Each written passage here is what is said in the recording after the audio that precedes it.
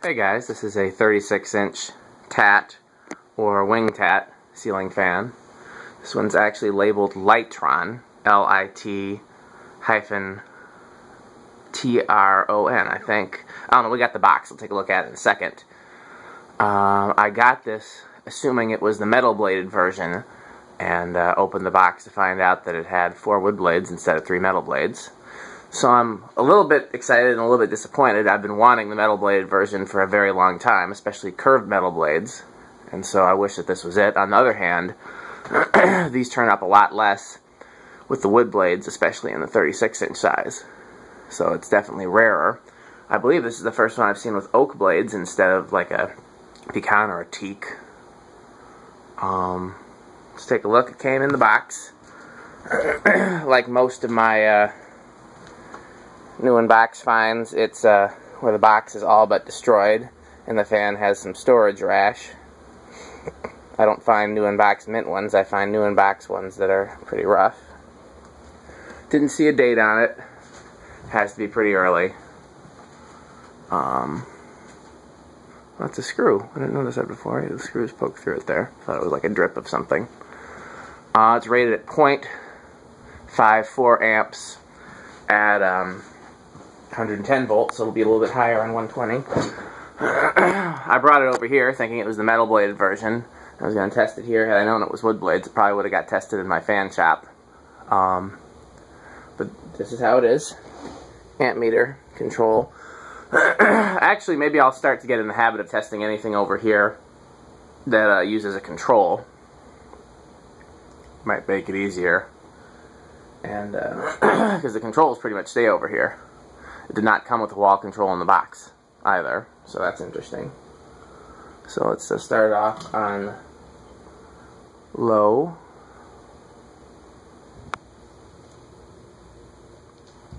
.27. I would consider selling or trading this because this is not the version that I'm wild about. But I would also consider keeping it because it's rare and cool. So we'll have to see. It's about 42 degrees up here, I think. So if anything, the bearings are a little stiffer. Again, this was new in box, so the bearings are probably stiff from it sitting in the box for 30, 40 years. But then also it's not... Sorry, words are hard.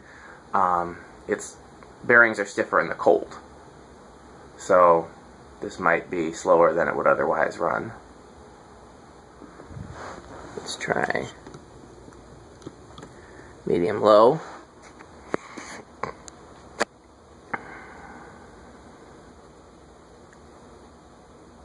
I have the 48-inch version of this in the barbershop. Those are a little bit more common. Still not very common. The metal bladed ones turn up more often than the wood bladed ones do. Well, I feel some air from it. Medium high. 0.76. I wonder if that's actually higher than it's going to draw on high.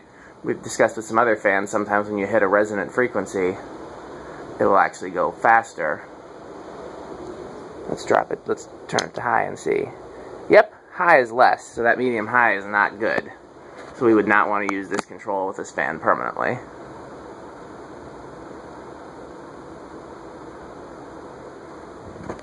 So high is 0.61, 0.62, which is a little bit higher than the rated 0.54, but I'm expecting that since it was rated for 110 and we're giving it 120. I feel a little breeze from it too. The good thing about the tats like this with the nut on the bottom, they are a little bit more residential than the Evergo and Union ones. Evergo and Union ones go extremely fast with a very shallow blade pitch. These have a little bit steeper blade pitch and a little bit slower speed, which makes them for a better residential fan. I'm trying to think offhand if any other companies did a wood-bladed fan with a nut on the bottom. Golden Fan, New Fan, all of those.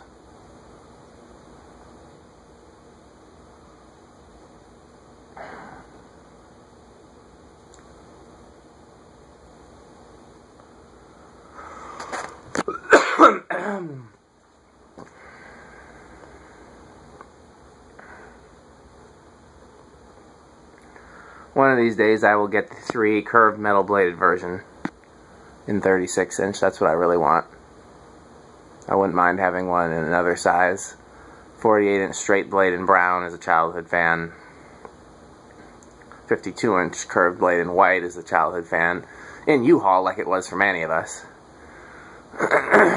I don't recall if I ever saw the 36-inch 3-blade version as a kid, but I know when I first saw one as a collector I wanted it, and haven't gotten one since.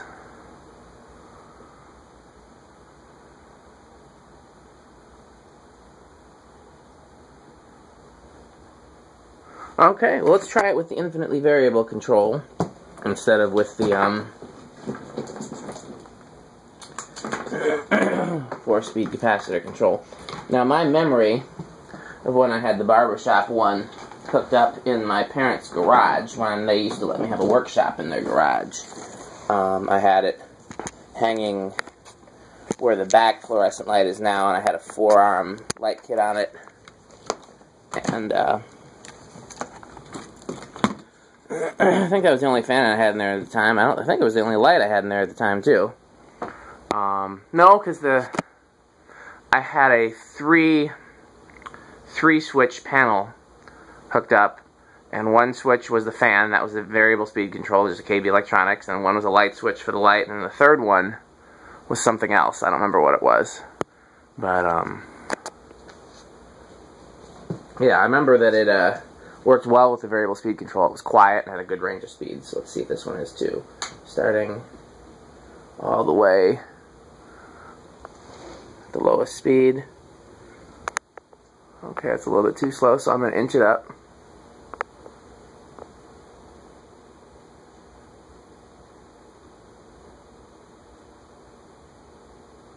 Okay, we're starting there. Let's see where we're at. 0.15. Nope, stop. Let's go to 0.16. There we go.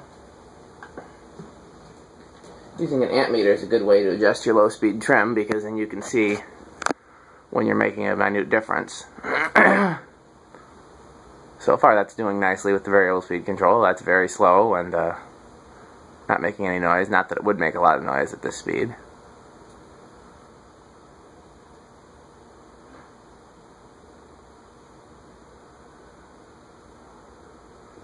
But like I said, these are good variable speed candidates. Let's put it at the quarter turn mark there.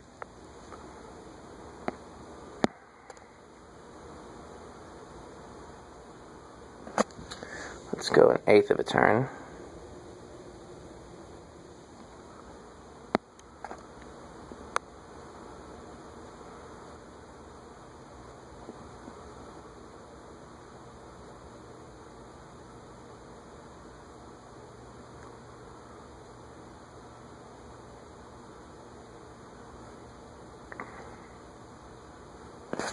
Let's go to the half mark.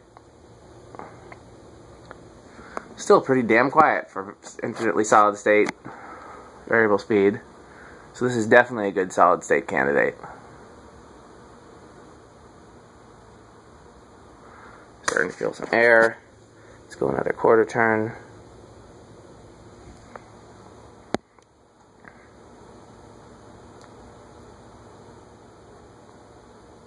And then another quarter turn brings us to high, and we know what high looks like.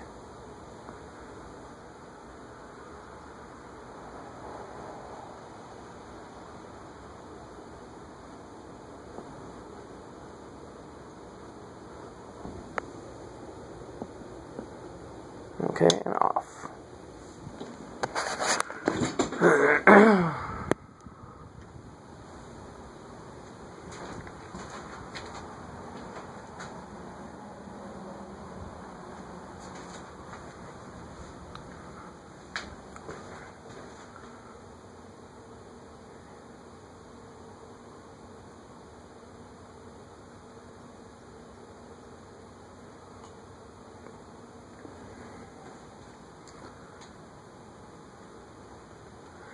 Rather than the 52-inch version of these, I'd much rather have a Strato fan, which is a gold line with a nut on the bottom. I've only seen those recently, and they have blown my mind.